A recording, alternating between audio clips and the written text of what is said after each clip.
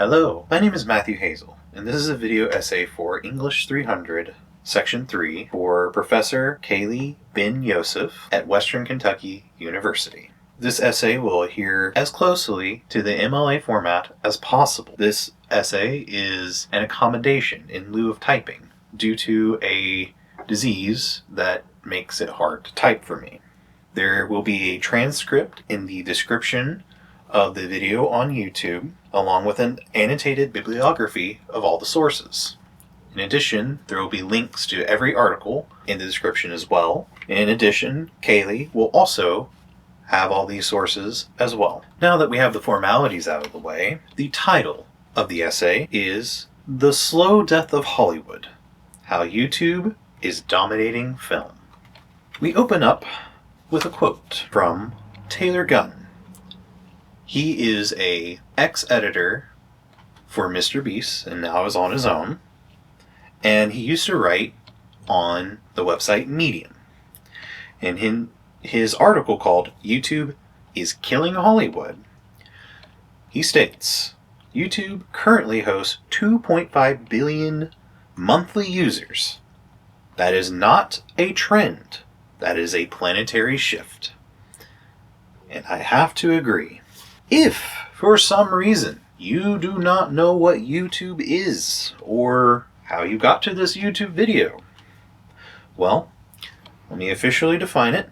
It is an online video distribution website, platform, and social media site where you can upload digital film.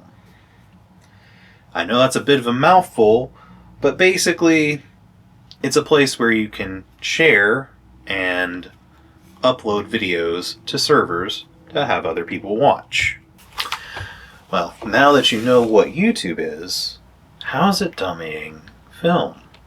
Well, I'll first go into, the brass tacks, the revenue, the money, the things that corporate people like to look at.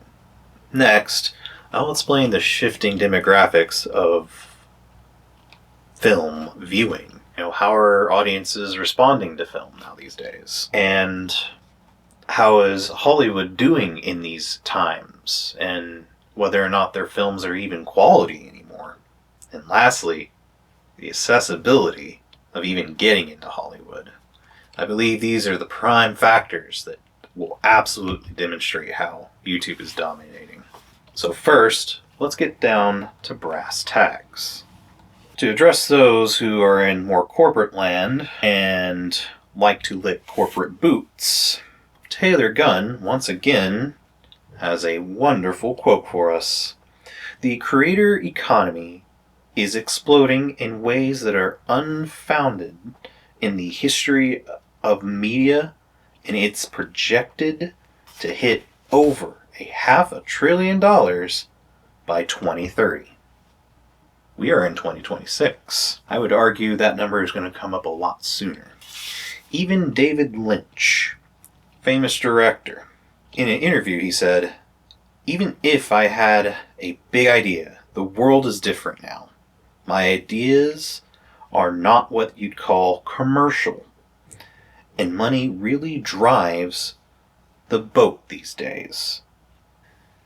Though David Lynch isn't quite a fan of YouTube and how people watch it on smartphones and would prefer us to be all sitting in a dark theater, and a lot of folks that are in more traditional jobs look at YouTube as more of a child's thing. They think it's something that, kids go on to watch YouTubers or personalities or something. They just don't quite understand, why are kids and younger folks spending hours and hours on there? Well, I'm kind of surprised they haven't looked at the numbers. Because as of May the 4th of 2026, the Super Mario Galaxy movie made $400 million. Okay? Project Hail Mary made $300 million. And the recent Michael Jackson movie made $180 million. As of quarter one of 2026, YouTube made $9.88 billion.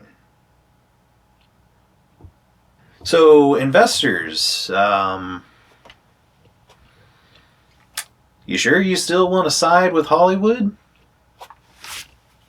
Because even Hollywood itself is becoming under threat.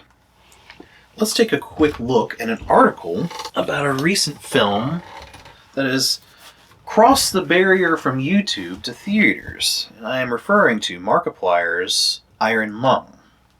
In the article, how Iron Lung became the indie horror hit taking Hollywood by storm, it is quoted, "What makes Iron Lung especially remarkable, beyond its grim atmospheric concept, is how it got there. With an estimated budget of around $3 million, bypassed the traditional Hollywood path entirely. Rather than waiting for a studio to greenlight or market the project, he self-financed and self-distributed through his Markiplier Studios, leveraging his massive online audience of nearly 40 million subscribers to build buzz and demand. The result? Iron Lung opened in thousands of theaters worldwide and grossed over 26 million globally, a huge return compared with its modest cost. Early box office estimates show 17.8 million domestically in the US in its opening weekend, and strong continuing performance trailing only behind bigger studios' releases like Send Help during the same time frame. To continue, industry observers are already talking about what this could mean for the future of filmmaking. A film built by a creator outside the studio system, drawing its audience directly through online platforms and grassroots supports, is not just a novelty. It is a proof of concept for a new generation of storytellers who don't need $1 billion budget or a major corporate backer." Another quote from a different article by William de Herder, titled "Snark and the Status Quo." There are different audiences who value different things in film, and there are extra economic elements that shape how media is received. Which kind of leads me to my next point, demographics. Just to re-quote David Lynch again, the world is changing.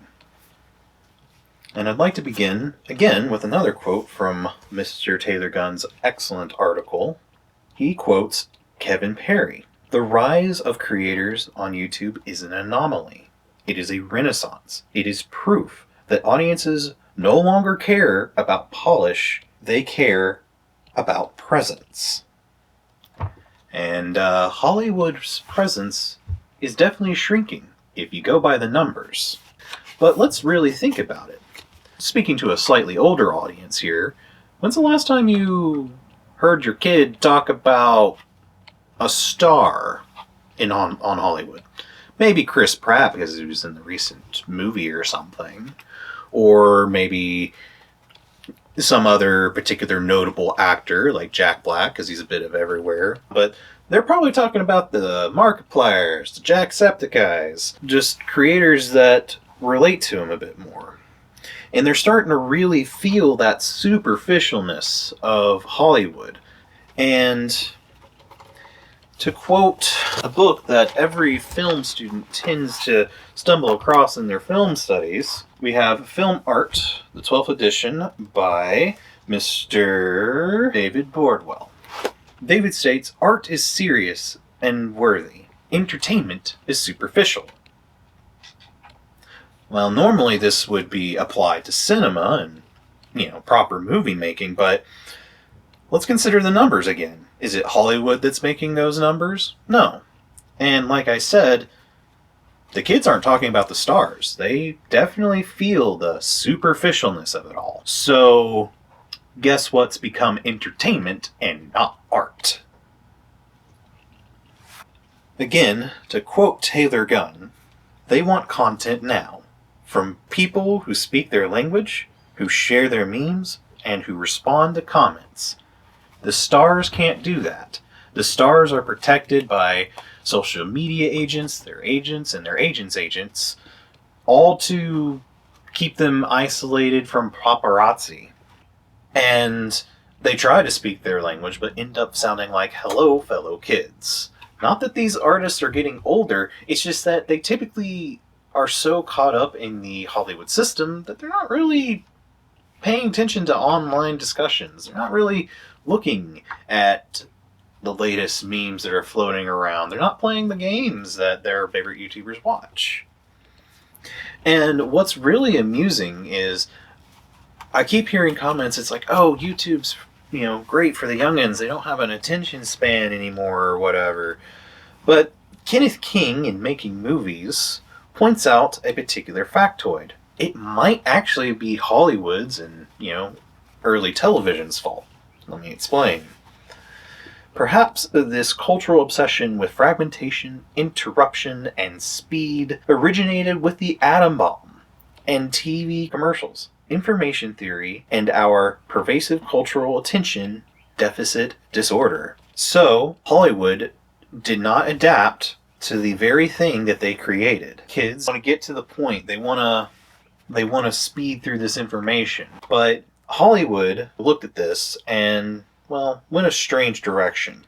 In her interview, conducted by Katie Kay at the BBC, interviewing Lucas Shaw, an editor for Screen Time, a Bloomberg publication, Lucas Shaw said, "The Mr. Beast show from Amazon is just like a maxed out version of what he does on his YouTube channel. And with Cocomelon, they're basically licensing YouTube videos and playing them to make slightly longer and more expensive versions of it." So instead of, creating more original things, they decided, oh, the kids or youngins are looking at this. Oh, there's money in this guy. Oh, there's money in Cocomelon. Oh, well, I guess we got to do that. And they're adopting the worst lessons from YouTube. Mr. Beast is under a lot of controversy, and Cocomelon, literally, part of their research is to make sure youngins don't stop paying attention. This is what I would like to call jangle keys editing. And you've seen it in recent films everywhere, such as the Mario Galaxy movie, where the editing is short, snappy, quick, and please don't stop looking at the screen. And boy howdy does YouTubers and general audiences have a nice response. And again, Taylor Gunn coming out with his guns. Hollywood is starting to copy YouTube. They are studying thumbnails. They're launching creator incubators. They are trying to bottle lightning because they know full well that the lightning lives online. And these are people who don't really understand what the online world is. They are more concerned about ROI, investments, and the more superficial sides of life. But you may be crying, wait, YouTube's a corporation. They're just as bad. Well, William DeHerter, again, in his article, when talking about Red Letter Media, he addresses this. YouTube, of course, is a media company with its own original film and shows. However, many of the site's content creators position themselves as counter to elements of corporate culture. So, ironically, even though it is a corporation, people are watching YouTube because they hate other corporations. Why do they hate them? Well, when's the last time you've seen a really good quality movie? When's the last time a movie moved you, changed society, altered conversations? It's been a while. And it's because the quality of movies are declining, even though they have bigger budgets than YouTubers do. Let me show you how they're declining. Taylor Gunn, once again, coming in with the fire. Hollywood has become safe, formulaic, addicted to nostalgia, and franchises. Let's look at those box office numbers and the movies that I spoke of. The Mario movie is a franchise and is playing on nostalgia really hard. Speaking of nostalgia, the Michael Jackson movie is preying upon those poor souls from the 80s that cannot leave the 80s. The only one original in this list of 3 was Hail Mary. David Borwell states an interesting factoid. Originality for the sake of originality is pointless. Yet people yearn for it. He was referring to more, why doesn't everything go unique and whatnot, and perhaps the old saying that nothing's original, but yet people watch original YouTube videos all the time. It may be original and or just talking about life experiences, but life is very original most of the time. And speaking of this declining quality, even Eve Light Honthar, forgive me if I mispronounce your name, you are a good authority. In her book, Hollywood Drive, she even states that all these strikes and sloppy movies going on, you may not have a chance in the film industry. But she does defend it pretty well, but I need to come back to this one later, because this book reveals an even larger problem with Hollywood. So, how does the lowering quality of film and movies, relate to Hollywood? Surely people would go watch films and watch YouTube, right?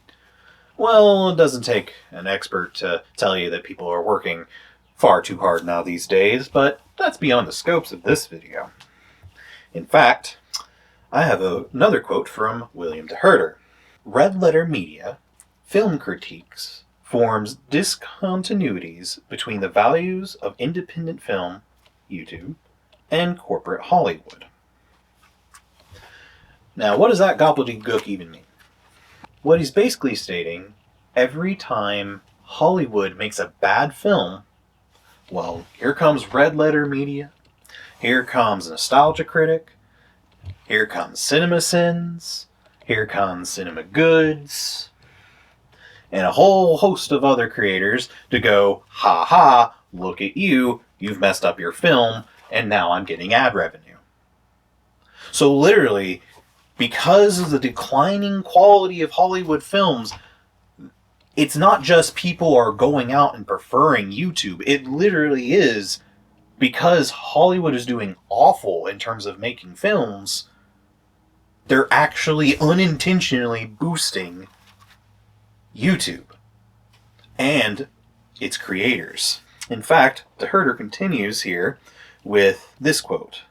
In Red Letter Media's show, Best of the Worst, the show reveals efforts to articulate the laziness, poor application of film theory, and the greed of Hollywood through their amusing, snarky critique. So, not only is, film quality declining, the decline is assisting YouTube. And once again, Taylor Gunn has a good quote for us as to why. It's because YouTube is raw. It's human. It's not obsessed with polished veneers or perfect 3-act structures. It is about presence, energy, relevance. But perhaps most importantly, YouTube is fresh. And the industry is starting to recognize it. In that Lucas Shaw interview done by KDK at the BBC, YouTube is tailored to individual tastes. People don't watch the same shows and videos at the same time. That is mostly referring to monoculture dying, but monoculture died when we could all get our own little individual subscriptions, go out and buy our favorite VHSs and DVDs. I think that's beyond the scope of this. But I would argue that the monoculture just simply shifted and Hollywood doesn't want to keep up anymore. It's all online, something they don't understand. And also, Hollywood is just really bad at tailoring films to individual taste, especially whenever they're not even really able to keep up with individual tastes. They're afraid to rock the boat. They're afraid that their, shareholders' boots that they lick will just stop funding them. And they swear up and down they're doing everything right, everything they can. In fact, they're following what every good filmmaker tends to learn. The Visual Story by Bruce Bloch. I cherish this, but Bruce Bloch doesn't give a crap about Hollywood. This book is exclusively about how to form images on a 2D plane and create emotions with them. It doesn't matter if it's for a YouTube video or a movie. And I showed you Hollywood Boulevard earlier. Hollywood Boulevard is also a book that they use. But despite having some of the best guides under the sun, they're still failing. Because it's not raw. But what has allowed this rawness? Well, let's go back to 2020. I know, I'm sorry. In 2020, there was an article written called Film Criticism: Democratizing the Screen by Sherry Jean Benson. She said, "The screen itself has become democratized as citizens stream media on YouTube." She was referring to the fires and Black Lives Matter protests. Without YouTube and other streaming services, us Americans and the world may not have known how awful things may have been in the States. And Hollywood can't keep up with that. In fact, many films and careers were launched during that 2020 period, including Kenneth King, the man I mentioned earlier. And he brings up a great point in his article. This is not a direct quote, but he basically keeps saying, "Oh, I have a phone that has a camera. And thus, why does he need Hollywood anymore? Why does he need to go through an agent? Why does he have to go through his regular channels? If he just wants to make a movie, he can just make a movie." And that's what he did. He made a little short show thing on his YouTube channel. It didn't get a huge amount of views, but the fact that you can just do that now, yeah, it's not going to have a DVD release. Yeah, it's not going to be shown in, the great film festivals, but so what? There's no one limiting you anymore. And that is in stark, and I mean stark, contrast to how Hollywood works. How do you get started in Hollywood? Well, let's take a look at Hollywood Drive again. How do you get started, according to Eve Light Honather? Well, you see, at many points in Hollywood Drive, they say start as an assistant, a gopher, a person who goes get the coffee for that butthole manager, or start in the mailroom, opening up mail for scripts for, the big execs and maybe, giving them a summary. And that's all you're allowed to do, because if you do anything else, you get fired. And I'm not joking, that's basically what the book says. In fact, I have a nice large amount of things that this book recommends. Basically stating, are you sure you're up to handling Hollywood? In fact, on page 15, Eve has these questions for you to consider. Can you handle the instability of Hollywood? Can you handle the politics? Are you up to constant networking? Do you have a thick enough skin? Can you live the lifestyle of working extremely long hours, up to 14, even 16-hour long days with basically no rest? Can you handle those extremes? Can you handle the waiting and not knowing what's coming next? Are you willing to play the game? Are you willing to boldly venture outside your comfort zone? And are you willing to not see your family for years on end? She continues, going backwards in page 10, before these questions, you'll need to develop a thick skin, some major chutzpah, and be ready to kick major butt. Well, let's take a look at me real quick. I am a disabled individual who is having to do this video because it hurts to type.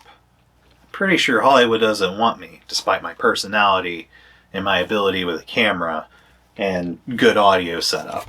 So I have the talents, and in fact, Eve, mentions this. To stand out, you have to be special, to be willing to sell yourself over and over again, to have the right attitude, temperament, and personality, to be willing to play the game and relentlessly do what it takes to not only succeed, but to simply hang in there. But the thing is, I have a disease that makes my endurance god-awful.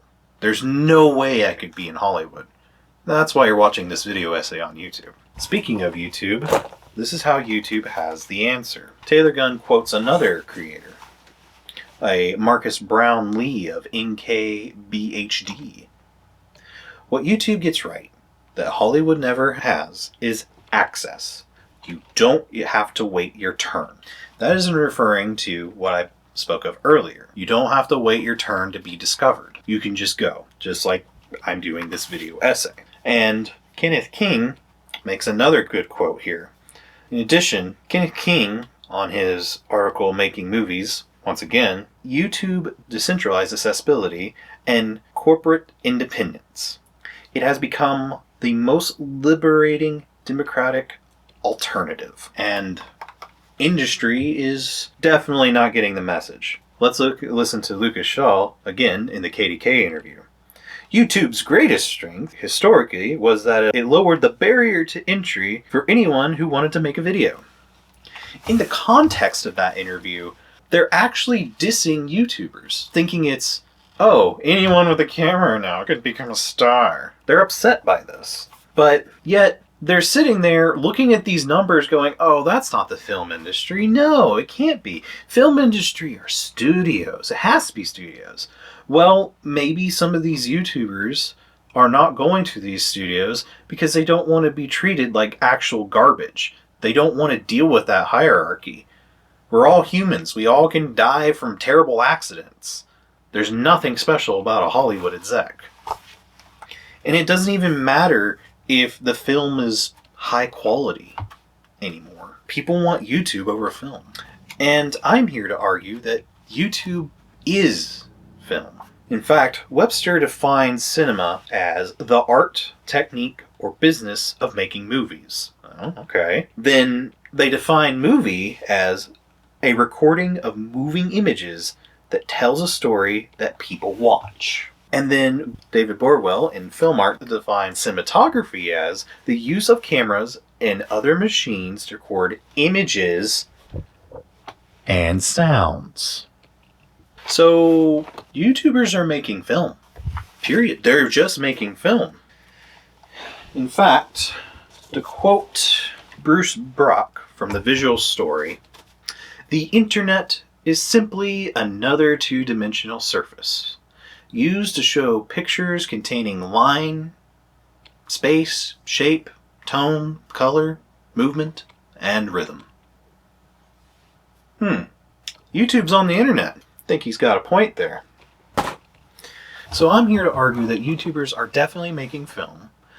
YouTubers are dominating the film landscape, and YouTube, aka Google, is also basically the biggest studio under the sun with all the creators that they could ever ask for. Yeah, they're not unionized. Yeah, they're not part of a particular group. But I want to show you what the power of one individual with a camera and decent equipment can do. I'd encourage you to go watch Down the Rabbit Hole's documentary of Temple OS. I'd also recommend Jeff Ott's video on the origin of the skeleton duding a horn meme. I'd also recommend Game Grumps Animated's Sarboro Fair, an animated short. If you don't have time for a good essay and documentary that will leave you shattered. Or if you just need some good old candy and some existential dread, all you need to go do is watch Has Been Hotel or Digital Circus, both of which are available on YouTube and have ascended beyond the platform. So, like I said, the money doesn't lie. YouTube is winning monetarily. The demographics of video watching audiences has changed drastically, and declining film quality and lack of accessibility is killing Hollywood. And if it's going to survive, it needs to take YouTube very seriously.